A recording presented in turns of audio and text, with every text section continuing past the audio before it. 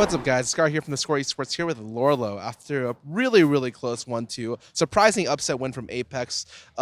Going into the games, do you think Apex would be this difficult of an opponent? I think going to the games, I think Apex was like, yeah, I don't think we overestimated them or underestimated them. I think they were like we thought they were a pretty solid team, but I think we definitely thought we were the better team today. But I guess we just like our drafts were like little meh. We played around the map like really wrong. We died to like really dumb ganks, and we just like didn't play well as a team today, and it was pretty disappointing. Let's just walk through some of the games. So the first game you guys ended up with Nidalee against Hecarim, and I thought you guys had pretty high priority. Both your solo lanes were winning matchups, and I thought that just off that, it should be really hard for Hecarim to be able to do anything going into the mid game. Unfortunately, you guys ended up getting caught in the Baron pit, or the Baron entrance. What exactly happened there?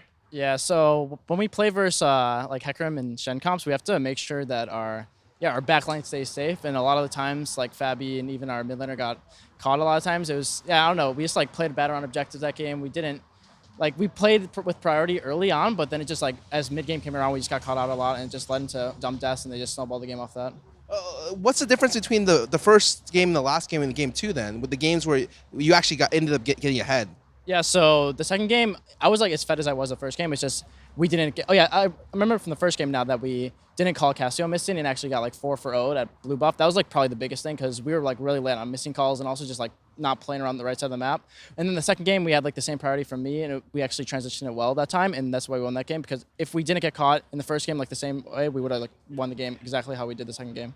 I talked to Dardoch recently, and he's just like, TL has one of the best early games of any team in the entire league. Like statistically, I'd agree with him as well. But in this series, it like actually kind of broke down. Even in your win, I think you guys started 0-4. Why do you think today was just a little bit different than what usually happens with you guys? Yeah, so usually we have like I think Josh is still like regarded as like the top 2 or like one of the best junglers in the region. So we usually get leads off him early for snowballing lanes. But in terms of like this series, it just like we died to a lot of stupid ganks. We didn't play like even in the game 3, we should have not died to that Gragas gank. That was really bad because that was like our strict priority lane and losing 2 kills after we swap for giving them like farm and also the priority lane. That's like super bad. So in terms of just not getting an early game lead, we just didn't play how we usually do and like cost us for that. Do you feel like it was a communication breakdown, or do you just feel like it was just uncharacteristically you guys just played poorly?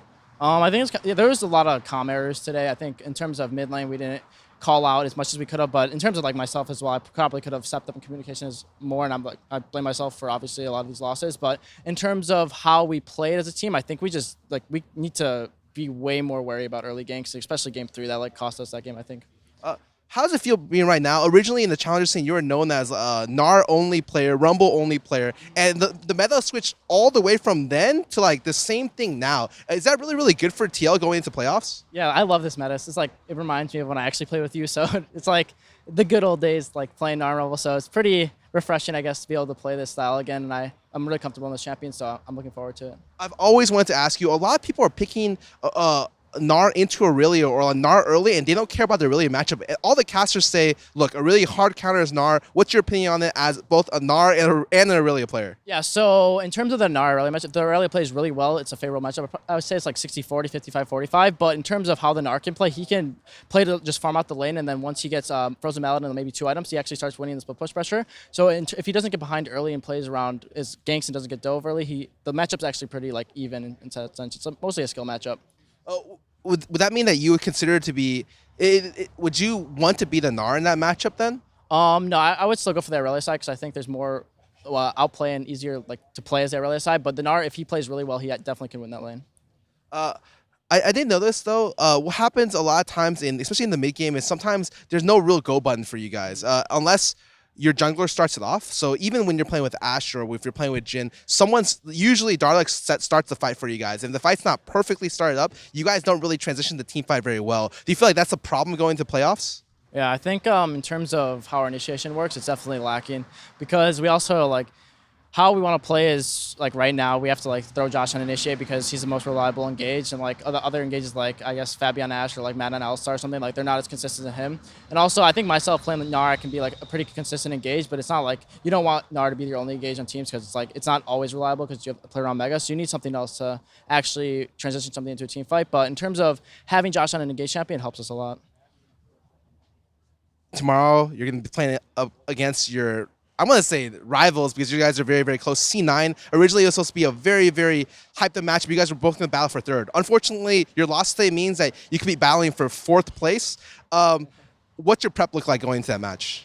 We usually just prep how we do for every team, even like Apex or any like lower team. We just we go into the week like knowing what we want, and we just go in the week practicing what we think is the best. And if it's not the best, I guess we learn from that throughout the draft. But in terms of C9, I think they're kind of similar stylistic to us. They like team fighting. They're kind of weak in the macro game in a sense, and also there's like a lower tier than Immortals and TSM. So I think in terms of us against them, I think we have a really good shot still.